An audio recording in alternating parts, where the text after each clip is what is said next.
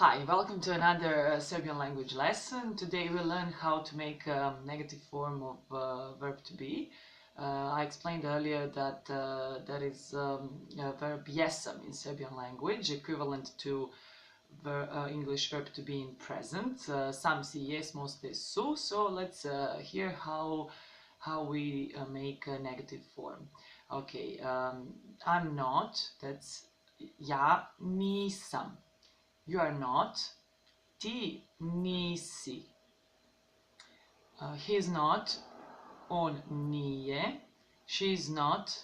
Ona nije. And it's not.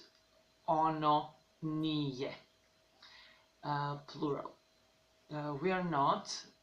Mi nismo. You are not. Vi niste. And they're not, in plural, oni nisu, masculine, feminine, one nisu, and neutral gender, ona nisu.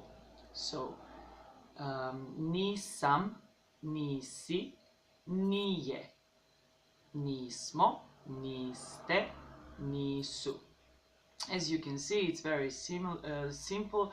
You should just put this prefix ni in front of before the affirmative form, so you make negative form.